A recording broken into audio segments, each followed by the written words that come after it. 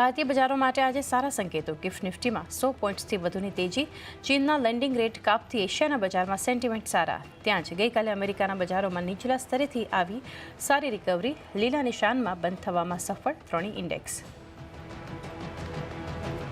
ચોથા ત્રિમાસિકમાં અનુમાનથી સારા રહ્યા બીએલના પરિણામ। નફામાં 8% ગ્રોથ, આવકમાં આશરે 7% વધારો, માર્જિન્સ પણ આશા કરતાં 5% વધારે।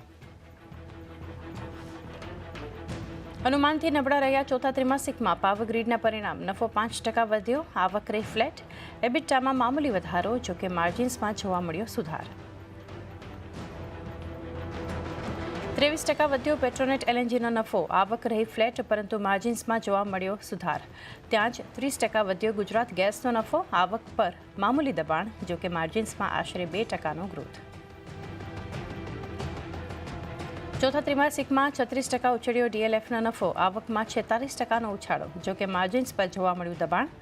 FY25માં 44%ના ગ્રોથ સાથે રેકોર્ડ સ્તરે પહોંચી ન્યૂ સેલ્સ બુકિંગ્સ। ત્યાં જ 11% ઘટ્યો પીઆઈ ઇન્ડસ્ટ્રીઝનો નફો, આવકમાં મામૂલી તેજી, ફ્લેટ રહ્યા માર્જિન્સ। આજે આવશે નિફ્ટી કંપની હિન્ડાલ્કોના પરિણામ। 35% વધી શકે છે એડજસ્ટેડ નફો, માર્જિન્સમાં સુધાર શક્ય। આ સાથે જ યુએસએલ, ડિક્સન સહિત વાયદાની 7 કંપનીઓના પરિણામ પર ફોકસ। કોમર્સ મિનિસ્ટરે અમેરિકામાં ટેરિફ પર કરી મહત્વની વાતચીત, કહ્યું અમેરિકી કોમર્સ સેક્રેટરી હોવર્ડ લ્યુટનિક સાથે કરી ચર્ચા। ભારત અને અમેરિકાની વચ્ચે બાયલેટરલ ટ્રેડ એગ્રીમેન્ટ જલ્દી કરવા પર થઈ વાતચીત।